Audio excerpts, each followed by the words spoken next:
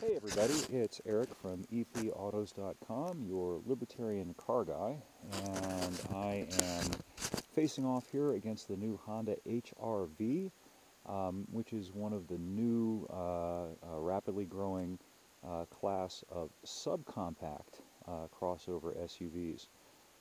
It's just under a foot longer, or excuse me, just under a foot shorter overall than the Honda CR-V. But what's really impressive about this vehicle, or at least what impressed me the most about it, is that it actually has more room inside in a number of very important categories than the CR-V, which is a very popular vehicle. Let me show you the number one area where it has more room. And also check this out. This is neat. You open the door up here on the sail panel instead of down here, and it kind of integrates the design into the sail panel.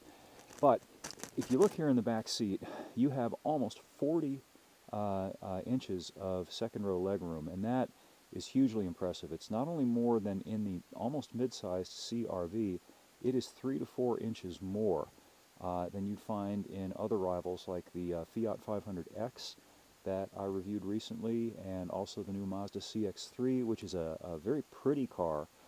But its prettiness, unfortunately, entails some functional compromises. It has a pretty tight back seat, doesn't have nearly as much cargo room, and I'm going to get into that in a second. Also, if you'll notice some of the smart design aspects, I pointed this out. The way they have the door carved out here into the back quarter panel is such that you have good access also into the seat.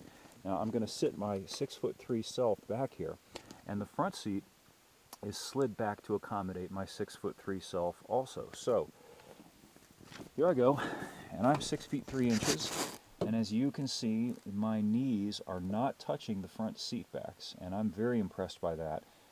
In the Fiat 500 that I had last week, I was kind of like this, and that's because the Fiat has about 4 inches less legroom in the second row than this vehicle does, so that's very impressive, particularly given that all of these vehicles are roughly the same size on the outside. But Honda does a much better job of making use of the available interior space. This also has about 50 cubic feet of cargo space, which again is not only class leading, it's class leading by far. It's only about 10 cubic feet less than you get in the, again, physically much larger on the outside CR-V. And in addition to just having all of that physical space, the way Honda lays their interiors out, and they've learned this from models like the Element and the Fit, they really know how to maximize the space. These seats are very configurable. You can drop them down. The front seat folds down. You can raise them up or down, and there's enough room inside of this thing to fit a surfboard this way if you want to, and if you wanted to fit a bike that way, you could. A road bike, just pop the front wheel off and you can do it. And you can do it with the lift gate closed. Very impressive. Oh, let me show you one of the very few things that I found about this thing that is slightly to complain about. They didn't paint the underwell here, and you can see this is the body putty, and they didn't throw paint on it. And that's just it's a small thing. I have to find something to complain about. All right. Also, in terms of driving dynamics, as cute as that Fiat 500X was, I wrote in my review about the 9-speed automatic that Fiat is using in that model and a number of other models, and it's a very abrupt shifting transmission, and I'm not sure whether that's a function of the way it's programmed or a function of the fact that it's got 9 forward gears, and sometimes the transmission has to jump from, say, 3rd or 4th to 6th or 7th or 8th, and that's a lot of jumping around to do. In the Honda, you get your choice of a 6-speed manual, which, by the way, is available in more than just the base trim, unfortunately, though, not with all-wheel drive, or a CVT automatic, continuously variable automatic, as opposed to the conventional geared automatic, as in the Fiat, and also the Mazda CX and the Chevy Trax. And I really like what they've done with these CVTs. They're extremely smooth because they don't have gears as such. They just sort of transition from range to range. And what that means is you can floor this car from a standstill with an open cup of coffee in your hand and it won't spill. It's really pretty impressive, and it's very turbine-like, very seamless and smooth feeling. Let's have a look at the interior, and I'll show you some other things. One other little nit that I have, and I've written about this in the review, is this 2-piece mirror. You've got a conventional mirror here that shows you the normal perspective view, And then you've got this wide range one. You can see the line here that separates the two. Some people like this. I really don't like it. It kind of makes me ill, sick, physically sick to look at it, because my eyes go from adjusting from this to this to this, and it kind of confuses me.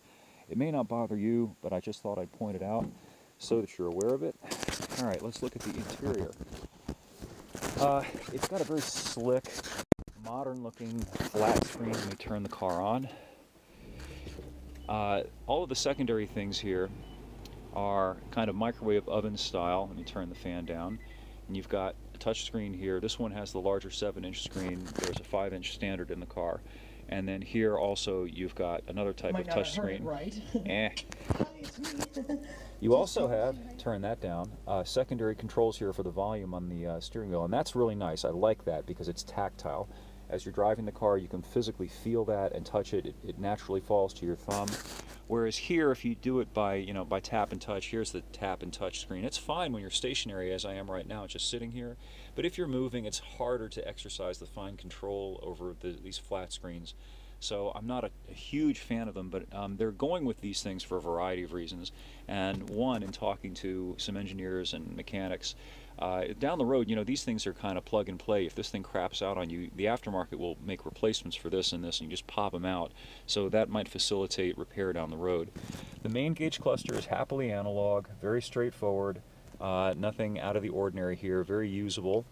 This thing has a manual, let me find a handle for it, manual up and down and in and out function. And that's standard, including in the base trim versions of this vehicle, which is really nice. Now, the last thing I'm going to point out to you that I'm not a big fan of is this center console.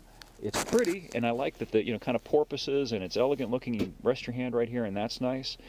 But looky here at the little ridiculous little cubby hole that you've got back here. You might be able to fit a pack of cigarettes back there. It's not even deep enough to take my iPod. I'm not going to take your phone either, not with this closed. The cup holders are nice and they're configurable, but this is ridiculous. Also, you've got these kind of awkward to get at. They're stylistic and interesting. You've got these little side pockets here, and there's another storage area up here. But it's like, how are you going to get to it? Like, here's your port. You can see I'm trying to get to it. Your USB port is right here. But getting to it is just kind of weird and awkward. And same thing for that storage thing up there. This is a big, hunky, bulky kind of a thing. And I kind of would have preferred something a little bit different. Also, the cup holders here and the door panels are kind of small. So it's an interesting kind of ironic counterpoint to all of this great roominess, both for people and for cargo, but you've got a lot less room for your little incidentals. But it's a small gripe. All right, let's get out of here and just survey the thing one last time before we go back inside.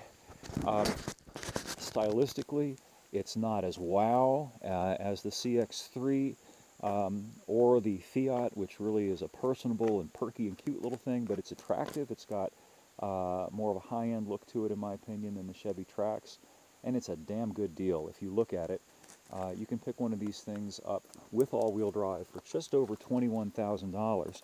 And to give you some sense of perspective on that, Fiat, the least expensive version of the 500X with all-wheel drive, is about $3,000 more. That's a big, big difference, especially in this price range. And the price actually comes close to overlapping what you pay for a CR-V. In fact, you can get this thing with all-wheel drive and more options than the front-wheel drive CR-V for about $2,000 less than Honda asks for the base trim CR-V. And keep in mind that in terms of everyday functionality, this thing has pretty much the same room or very close to it as you'd get in the CR-V. Has all-wheel drive, very similar vehicle with a much smaller footprint, so it's much easier to park and maneuver. People really like the CR-V. I think they're really going to like this HR-V. I like it a lot. If you're in the market for a smallish crossover that doesn't force you to live a downsized life on the inside, I think this is the one to look at. Right now, it's my personal pick of the litter. I haven't yet had the CX-3. I expect to be impressed by the CX-3 because it's a pretty car, but when you look at the numbers, they speak for themselves. As pretty as the CX might be, it's got a tiny back seat, doesn't have the cargo room, and also you cannot get a manual transmission, ironically, in the Mazda, which is the Zoom Zoom driver's car. They only offer the automatic in that vehicle. Anyway, the full review is up at epautos.com. I hope you'll stop by and take a look, and thanks for viewing, and we will catch up with you next time.